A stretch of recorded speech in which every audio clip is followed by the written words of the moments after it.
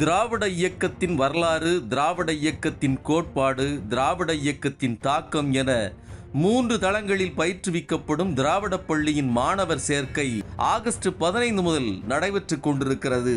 தொடக்க நிலை, முதுநிலை என 2 நிலைகளில் வகுப்புகள் நடைபெறும். திராவிட பள்ளிக்கான பாடங்களை பல்கலைக்கழக பேராசிரியர்கள், கல்வியாளர்கள், திராவிட இயக்க ஆய்வாளர்கள் உருவாக்கி இருக்கின்றனர். ஒருங்கிணைப்பாளர் பொள்ளாச்சி மா. உமாபதி, இயக்குனர் சுப வீரபாண்டியன். மேலும் விவரங்களுக்கு திரையில் தெரியும் தொலைபேசி எண்களுக்கு தொடர்பு கொள்ளுங்கள். விடுதலையாகி வந்த பிறகு நன்றி இல்லாமல் ஓடி போன தலைவர்கள் பலர் உண்டு. இந்த ஆட்சி நீதி கட்சியின் நீட்சி. எப்படி 40க்கு 40 நாடாளுமன்றத்திலோ சட்டமன்றத்தில் 234க்கு 234 என்ற வெற்றி. மண்ணில் விதைக்கிற விதைகள் பட்டு போகும், படுதாகி போகும், மக்கி போகும்.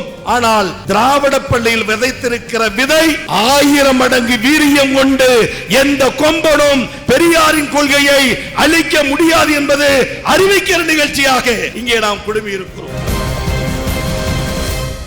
திராவிட பள்ளி 5ஆம் ஆண்டு தொடக்க விழா, மாணவர்களுக்கு சான்றிதழ் வழங்கி பாராட்டு விழா வழங்குகிற இந்த இனிய விழாவினுடைய தலைவர், மலைக்கோட்டை மாநகரின் மன்னன், எங்களின் அண்ணன் மாண்புமிகு அமைச்சர் அவர்களே, முன்னிலை ஏற்றிருக்கிற அமைப்பினுடைய முன்னணி நிர்வாகிகளே, வரவேற்புரையாற்றியிருக்கிற திராவிட சிந்தனையாளர் அண்ணன் உமாபதி அவர்களே, தொகுப்புரை வழங்குகிற சகோதரர் கார்த்தி அவர்களே, விழாவை உருவாக்கி உங்களையும் நம்மையும் இணைத்து திராவிட பணி இன்னும் 100 ஆண்டுகள் தேவை என்ற எண்ணத்தையும் அவர் ஆற்றியிருக்கிற பணியும் அறியக்கூடிய வகையில் விழாவை உருவாக்கி தந்திருக்கிற ஆரூர் அண்ணன் பாசத்திற்குரிய திராவிட பள்ளி நிறுவனர் பேராசிரியர் அண்ணன் சுபவி அவர்களே, இந்த விழாவில் கலந்து கொண்டு சான்றிதழ் வழங்கி அறிவுரைகளை, ஆலோசனைகளை, திராவிட சிந்தனைகளை நமது மக்கள் மத்தியில், நமது மனதில் பதிய வைக்க வருகை தந்திருக்கிற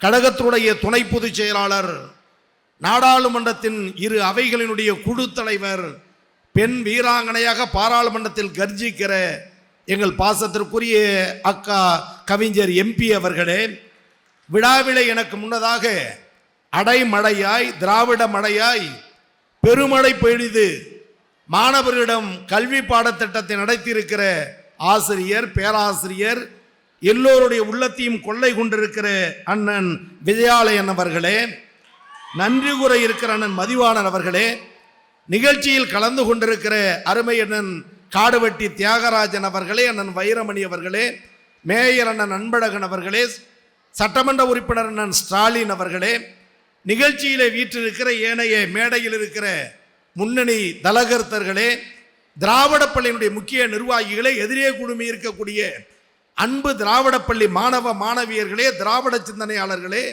ஜனநாயகத்தின் தூண்கள், பத்திரிகை மற்றும் ஊடகத்துறையை சார்ந்த அன்பு தோழர்களே, அரங்கில் குழுமி இருக்கிற ஆண்டோர்களே, சான்றோர்களே, அனைவருக்கும் வணக்கம். மரியாதைக்குரிய சுபவி பேச வந்தார்கள். நம்முடைய மலைக்கோட்டை மாமன்னன் உடனே எழுந்து, நீங்கள் பேசினால் எப்படி நான் பேசுகிறேன் என்று வழியே வந்து அண்ணன் பேசினார். பேசும்போது சொன்னார், இதே இடத்தில் நாங்கள் மாவட்ட கழக கூட்டம் நடத்தி இருக்கிறோம், தேர்தல் ஆலோசனை கூட்டம் நடத்தி இருக்கிறோம், போராட்டத்திற்கான கூட்டம் நடத்தி இருக்கிறோம், கலைஞர் பிறந்தநாள் விழா கூட்டம் நடத்தி இருக்கிறோம். ஆனால் கலைஞர் எதற்காக இந்த அறிவாலயத்தை உருவாக்க சொன்னாரோ அந்த சிந்தனை இன்றைக்கு நிறைவேறி இருக்கிறது. திராவிட பள்ளியில் நாம் கூடியிருக்கிறோம் என்று சொன்னார். அதுதான் திராவிட சிந்தனையின் அடையாளம்.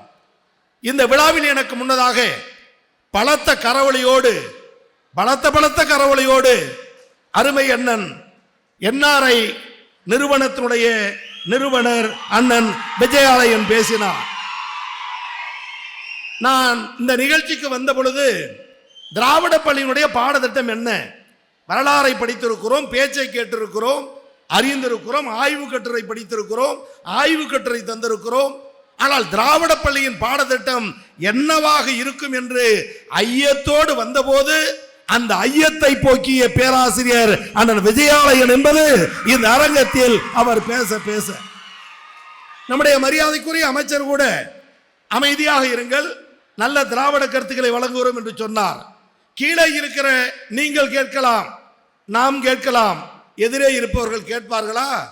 காரணம், மாணவர்கள் என்றால் அப்படிதான் என்பதை இன்றைக்கு கலைஞர் அரங்கம் மீண்டும் நிரூபித்து பலத்த கரவொலி. இது திராவிட சிந்தனையின் வரவேற்பு. இதைதான் அண்ணன் விஜயாலயன் சொன்னார். கலைஞர் எதை விரும்பினாரோ அவருடைய 100ஆண்டு விழாவில் ஆயிரக்கணக்கான பெண்கள் அறிவாலயத்தில் கூடியிருக்கிறார்கள் அண்ணன் நேரு அவர்கள் தலைமையில் என்று சொன்னால் திராவிட இயக்கம் வெற்றி கண்டிருக்கிறது. பெரியாரை போல் உழைத்த தலைவர் யார்? இன்றைக்கு ஐயா சுபவி. இந்த பெரும் முயற்சி எதற்கு? நம்முடைய மரியாதைக்குரிய நம்முடைய அமைச்சர் சொன்னார், பொடா காலகத்தில் 1.25 வருடம் எத்தனை பேர் சிறையில் இருந்தார்கள்.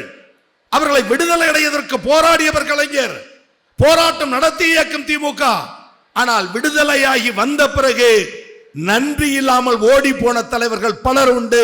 ஆனால் இன்றைக்கும் அந்த விசுவாசத்தோடு திமுக கழகத்தின் கரம் பிடித்து திராவிட இயக்கத்தை வளர்க்கிற ஒரே தலைவர் கருஞ்சட்டை போராளி ஐயா சுபவி அவர்களுக்கு பலத்த கரவொலி எழுப்பி நன்றி சொல்ல வேண்டிய கடமை பொறுப்பு நமக்கு உண்டு. இடையிலே ஒரு பாடல், நாகூர் கனிபா பாடிய பாடல், கள்ளக்குடி கொண்ட கலைஞர் வாழ்கவே, அருமையான பாடல். அந்த பாடலை இட்டுக்கட்டி பாடினார். பாடல் ஒளிபரப்பப்பட்ட அடுத்த 24 மணி நேரத்தில் அன்பகத்தில் கண்டன கூட்டத்தை நடத்தி இதை கண்டிக்கிறேன், கலைஞர் உடன்பிறப்புகள் ஏற்றுக்கொள்ள மாட்டார்கள் என்று சுயமரியாதையோடு முழங்கிய ஒரு போராளி ஐயா சுபவி அவர்கள் என்பதை இன்றைக்கு நாங்கள் மறந்துவிட மாட்டோம். அதுதான் அடையாளம், இதுதான் எழுச்சி, இதுதான் தேவை. இந்த திராவிட பள்ளியில் விதைகளை விதைத்திருக்கிறோம். திராவிட விதை, பெரியார் விதை, அண்ணா விதை, கலைஞர் விதை, அண்ணன் தளபதி விதை, அக்கா கனிமொழி விதை, அண்ணன் KN நேரு விதை என்று திராவிட சிந்தனைகளை உங்களை விதைத்திருக்கிறோம். மண்ணில் விதைக்கிற விதைகள் பட்டு போகும், படுதாகி போகும், மக்கி போகும். ஆனால் திராவிட பள்ளியில் விதைத்திருக்கிற விதை 1000 மடங்கு வீரியம் கொண்டு எந்த கொம்பனும் பெரியாரின் கொள்கையை அழிக்க முடியாது என்பது அறிவிக்கிற நிகழ்ச்சியாக இங்கே நாம் குழுமி இருக்கிறோம். அருமையண்ணன் விஜயாலயன் அவர்கள் கேள்வி மேல் கேள்வி கேட்டு பேசினார், இடையிலையும் பேசினார். பெரியாரை போல் பேச தெரிந்த தலைவர் யார்? இன்னைக்கு தந்திருக்கிற இந்த அழைப்புதல், தந்தை பெரியார் கண்ணாடி அணிந்திருக்கிறார், அதையும் மீறி கையில் பூத கண்ணாடியோடு இருக்கிறார். உற்று பார்க்க வேண்டிய செய்தி. 60 வயது ஆகிவிட்டால் கண் தெரியாது, டாக்டரிடம் போவோம், கண்ணாடி தருவார். வசதி இருந்தால் லென்ஸ் வைப்போம், இது இயற்கையின் வழிபாடு. ஆனால் ஐயா பெரியார் கண்ணாடி போட்டதற்கு பிறகும் உற்று நோக்கி இந்த தமிழ் சமுதாயத்தை வாழ வைக்க வேண்டும் என்பதற்காக நான் அறிந்தவரை, பார்த்தவரை, படித்தவரை 97 வயதிலும் பூத கண்ணாடியை கையில் வைத்து படித்து எழுதி எழுதி எழுதி இந்த சமூகத்தை தூக்கி நிறுத்திய ஒரு பேராசான் தந்தை பெரியார். அவர் புகழ் பாடுகிற பள்ளி இந்த திராவிட பள்ளி. பெரியார் பேசுவார், கேள்விகளை கேட்பார்கள், கேள்விக்குரிய பதிலை சொல்லுவார். இது பெரியார் மக்களிடம் செய்கிற பிரச்சாரம். அண்ணன் விஜயாலயனை போல ஒரு கேள்வி பெரியாருக்கு வருகிறது. அது எழுதியிருப்பது என்னவென்று சொன்னால், நான் ஒரு முட்டாள். அவன் என்ன நினைத்து எழுதி தந்தான் என்று சொன்னால், வாங்கியவுடன் பெரியார் அதை படிப்பார், நாம் கிண்டல் செய்யலாம், கேலி செய்யலாம், அவன் எதிர்பார்ப்பு. ஆனால் ஐயா பெரியார் யார்?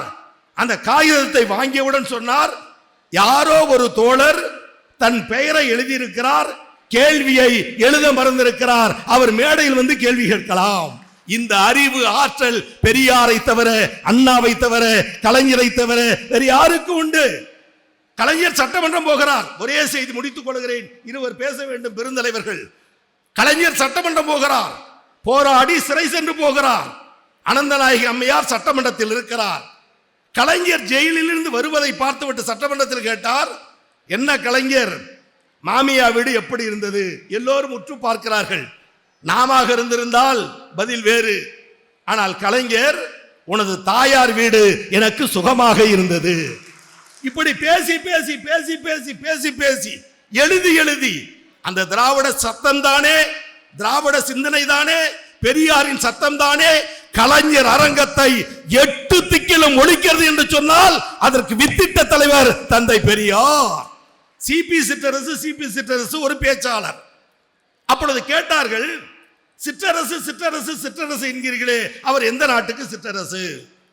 மறுநாள் நமது தோழர்கள் கருஞ்சட்டை போராளிகள் கூட்டம் போட்டு சொன்னார்கள், சிபி சிற்றரசு எந்த நாட்டுக்கு சிற்றரசு என்று கேட்கிறீர்களே, நீங்கள் ராஜாஜியை, மூதறிஞர் ராஜாஜியை சக்கரவர்த்தி ராஜகோபாலாச்சாரி என்று சொல்லுகிறீர்களே, அந்த சக்கரவர்த்தி ராஜகோபாலாச்சாரி எந்த நாட்டுக்கு சக்கரவர்த்தியோ அந்த நாட்டுக்கு பக்கத்து நாட்டு சிற்றரசு எங்கள் சிபி சிற்றரசு. பேசி பேசி வளர்ந்த கட்சி. அறிவு கூடாரம், அறிவு பெட்டகம். இதே தலைவர், தமிழக முதல்வர் ஆட்சி பொறுப்பேற்றவுடன் சட்டமன்றத்தில் அறிவித்தார், ஒற்றை வார்த்தை, எங்கள் அண்ணனை வைத்துக் கொண்டு சொல்கிறேன், அமைச்சர் அருகில் இருந்த காரணத்தால், இருக்கிற இலக்கியங்களில் 1.25 அடி திருக்குறள் உலக புகழ், அதைவிட குறுகிய வரி அவ்வை பாட்டியார் அறஞ்செய்ய விரும்பு, கம்பராமாயணத்தை வெறுப்போம், ஆனால் ஒரு அருமையான வார்த்தை, சீதையை கண்டேன் என்று சொல்லுவதை விட கண்டேன் சீதையை வரியின் முக்கியத்துவம். நான் சொல்லுவது இலக்கிய மேற்கோள். ஆட்சி கூடுகிறது, 10 ஆண்டாள ஆட்சி, டெல்லியில் பாசிசம். தளபதி தமிழக முதலமைச்சர் உரையாற்றும் போது சொன்னார், இந்த ஆட்சி நீதி கட்சியின் நீட்சி. இதைவிட என்ன ஒற்றை வார்த்தை தேவை? அதைவிட மேலே அண்ணன் உதயநிதி சனாதானத்தை பற்றி பேசும்போது அவர் தலையை வெட்டுவேன் என்று சொன்னான். மறுநாள் சொன்னார், என் தலையை சீவ 10 லட்சம் ரூபாய் தேவையில்லை, 10 ரூபாய் சீப்பு போதும் என்று பெரியாரை, அண்ணாவை, கலைஞராய் கர்ஜிக்கிற கட்சி. எனவே அந்த திராவிட பள்ளியில் விதைத்திருக்கலாம், வீரியம் கொள்வோம், பாசிசத்தை வேறறுப்போம், மதவரியை வீழ்த்துவோம், பெண்ணுரிமையை காப்போம், மாநில சுயாட்சியை உருவாக்குவோம். 2026 தமிழ்நாடு முதலமைச்சர் சொன்னார் 200+. மன்னிக்க வேண்டும் என் அண்ணன்களே, எப்படி 40க்கு 40 நாடாளுமன்றத்திலோ சட்டமன்றத்தில் 234க்கு 234 என்ற வெற்றி இந்த திராவிட பள்ளியில் நாம் அடைகிற எழுச்சி எழுச்சி எழுச்சி என்று சொல்லி எளியவனாகிய என்னை மாண்புமிகு அமைச்சர் அடையாளம் காட்டும் போது, ஒரு ஓலை குடிசையில் குக்கிராமத்தில் பிறந்து படிப்படியாய் வளர்ந்து இன்றைக்கு கொறடாவாக எனக்கும் இருக்கிறார் என்று அடையாளப்படுத்தினார். எங்கள் அண்ணனே, எங்கள் சகோதரியே, எங்களை போன்ற உளவுறு படைத்த அண்ணன் சுபையே, அவர்களோடு அமர்ந்திருக்கிற தலைவர்களே, உங்களுக்கு சொல்லுவேன், எந்த நோக்கத்தில் தமிழ்நாடு முதலமைச்சர் இந்த எளியவனை, ஓலை குடிசையில் பிறந்த ஏழை தொண்டன் கோவிசெலியனுக்கு 3 முறை ஒரே தொகுதியில் நிற்க வைத்து வெற்றி பெற வைத்து அரசு கொறடாவாக உருவாக்கினாரோ, அந்த பயணத்தை ஆயுட்காலம் முழுவதும் தொடருவேன் தொடருவேன் தொடருவேன் என்று திராவிட பள்ளி விழாவில் அறிவித்து விடைபெறுகிறேன். நன்றி, வணக்கம்.